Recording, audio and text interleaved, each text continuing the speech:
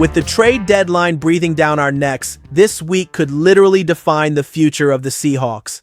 I'm Ethan Carter, and today we're going to connect the dots behind the moves shaking up the Emerald City. Look, there are obvious signs that something big is being cooked up. And every conversation, every rumor, every single decision lately feels like part of a bold, maybe even shocking master plan. The team is at a massive crossroads. Do they play it safe with what they've built, or do they risk it all for a real shot at the title? And the craziest part is, when you put all the pieces together, a pattern starts to emerge. You're going to want to stick around till the end, because this whole Seattle puzzle might be about to get solved. Unbelievable, but it's real. The cornerback who seemed untouchable might be packing his bags and heading out of Seattle. I'm talking about Rick Woolen, the same guy who exploded onto the scene in 2022 with 6 picks and looked like the new face of the secondary. Well, now his future with the franchise is completely up in the air. Patience is apparently wearing thin. The NFL trade deadline is closing in, and the word on the street is that the Seahawks are ready to make a move, even if it means giving up on a rare physical talent. The problem is, this time, the future might be coming a lot faster than anyone expected. Inside the building, the read is pretty clear. Woolen's inconsistency has been frustrating the hell out of the new coaching staff. Mike McDonald is all about discipline and execution over raw athletic flashes, and number 27 has been struggling to get with the program. Yeah, the coach is still praising him in public, but that feels like a total smokescreen, you know? Just an attempt to keep his trade value from tanking. If a trade comes down before November 4th, Seattle's got a choice. Get something back in the draft right now, or gamble that he'll get his head on straight and land them a comp pick in March. And on the other side of this whole equation is the potential replacement, Alontae Taylor from the Saints. Young, athletic, great technique, and on a contract through 2026, he is exactly the type of player McDonald drools over. Guys like Jeremy Fowler and Matt Bowen over at ESPN say Seattle is monitoring the situation. The problem is, New Orleans isn't just going to give away a guy that versatile. The chances of a trade are probably sitting around 25%. Still, it makes sense. The Saints need draft capital, and Seattle wants to finally solve the maddening inconsistency on the perimeter. Look, trading Woolen wouldn't just be a football move. It would be a statement. It would show that the Seahawks are done living on potential and are ready to demand consistency.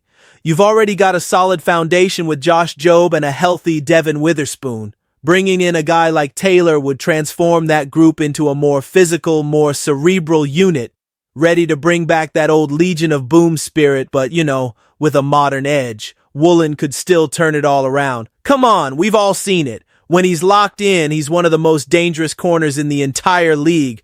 But the clock is ticking, man, and the question is getting louder. Is Seattle going to trust in redemption or bet on a renovation? A decision like this doesn't just impact the defense, it sets the tone for the whole season. And maybe the next move proves exactly that. Because while everyone is arguing about who's covering the pass, the real reconstruction might be starting right there on the offensive line.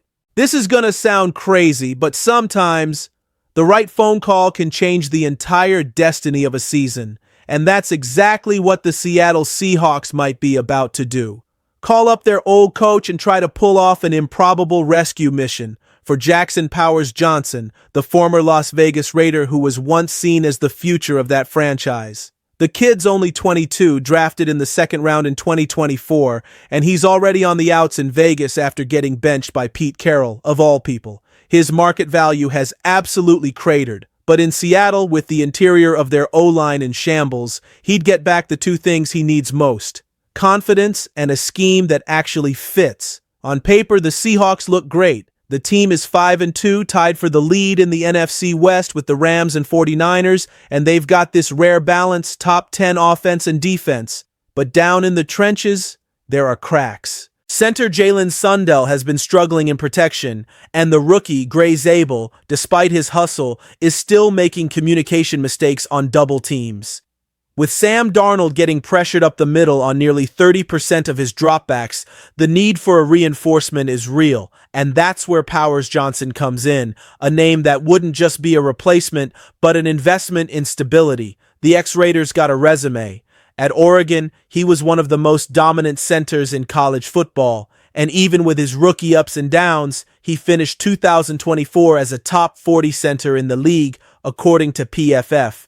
In 2025, the drop-off has been undeniable, but the talent didn't just vanish. Carroll benched him after a rough stretch against the Chiefs, and ever since the guy's been a trade target. His potential is still there, and all the analysts agree. In a system that values zone blocking and lateral movement, he could absolutely flourish again. And guess what Clint Kubiak and O-line coach John Benton run in Seattle? Exactly that. You think that's a coincidence? Not a chance. The question is the cost. Maybe a fifth-round pick in exchange for a talent who could still become a pillar on the interior of your line. That's the kind of low-risk, high-reward gamble that GM John Schneider absolutely loves.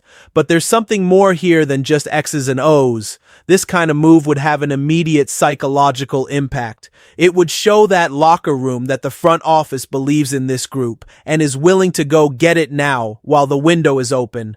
The message would be crystal clear.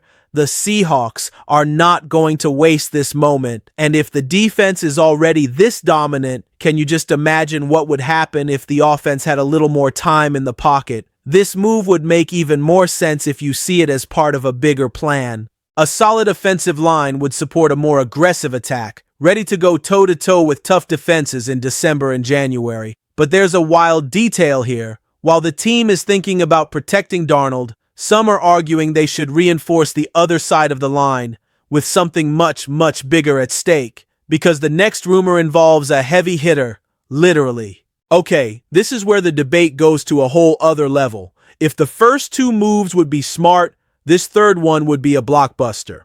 I'm talking about Trey Hendrickson, the edge rusher for the Bengals who keeps popping up in rumors even after they restructured his contract. The Seattle Seahawks have a defense that's dangerous, that's disciplined, but they're still missing that constant terror in the pass rush. That one guy who forces the opposing quarterback to make mistakes out of pure fear.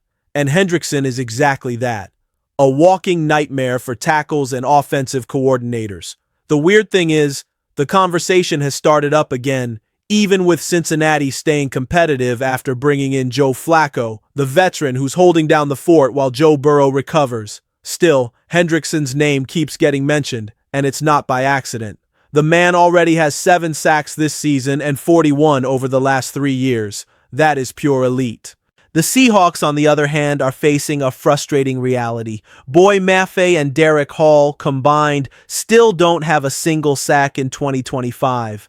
Hall is still hurt, Maffei has lost his explosiveness and confidence, and the rotation is relying entirely on Uchenna Nwosu, the only one who's actually producing. That's not enough for a team that wants to make a deep run in January. Mike Macdonald has built a solid defense, but he knows that pressure is its oxygen. Without it, the whole thing just falls apart. Hendrickson would bring an immediate impact. It's not just the stats, it's the kind of game-wrecking energy that this defense wants, needs to be truly feared. And that brings us to a crucial point. If the defense already has the right DNA, the offense needs to follow that same path. And there is a glaring hole over there on the right side of the offensive line, just waiting for an immediate answer. There comes a point where patience just becomes stubbornness, and that is exactly where we are with the Anthony Bradford situation. 3 seasons, countless chances, and the same story repeats itself. Failures in protection, inconsistency, and a direct negative impact on the offense's rhythm. With the Seahawks right in the middle of a playoff race and a 5-2 record fueling the optimism, you can't wait anymore. The offensive line has improved under Clint Kubiak, but Bradford is still the weak link. The good news? A solution might already be knocking on Mike Macdonald's door, and his name is Kevin Zeitler. At 35, the Titans veteran still has plenty of gas left in the tank. Even in an up-and-down year, he's given up only 7 pressures in 7 games, a number way below the 17 that Bradford has allowed. Zeitler wouldn't be a long-term investment, he'd be a bridge, stability right now to protect Darnold and keep the offense humming. And with Tennessee willing to trade veterans, the cost would be low, maybe a late-round draft pick. This is the kind of deal that changes the dynamic of an entire unit. Zeitler would bring not just technique but leadership. The line would gain a veteran voice and a dominant presence in the locker room, something that's been missing since Dwayne Brown left. On top of that, Zeitler is a perfect fit for Benton's zone blocking scheme, quick reads, light feet, and a focus on lateral movement. And it's not just about the numbers, it's about confidence. Darnold playing cleaner, Kenneth Walker finding wider holes, and the offense flowing without the ghost of pressure up the middle. The trade would also send a direct message to the NFC. The Seahawks are taking this season seriously. No more waiting for next year. No more long-term plans. It's about now. Zeitler would be a mid-season rental, yes, but the kind that pays off instantly. Seattle needs to think like a contender, identify weaknesses and fix them while the window is still open. With him, the offense would go from competent to reliable. And if the team makes this move, all 4 of these stories connect perfectly. Because at the end of the day, it all revolves around one simple question. Does this team want to be competitive, or do they want to be champions? The answer might be in the sum of all these decisions. And that's exactly what today's closing is all about. Everything in Seattle seems to be pointing toward the same destination, a shakeup. This isn't about rumors or small adjustments anymore. It's about what this team wants to be. Mike Macdonald's Seahawks have already shown discipline, but now they have to prove they have a soul. Every practice, every roster decision carries the weight of a franchise that refuses to be a supporting actor anymore. The feeling in the stands is the same, hope mixed with a healthy dose of suspicion. And maybe that's exactly where great teams are born, from the doubt that turns into fire. So I'm asking you, 12 seconds, does this roster have the guts to take the step that's left? Make sure you're subscribed, hit that bell, leave a like, and drop a comment, because the Emerald City can feel it. Something big is about to happen.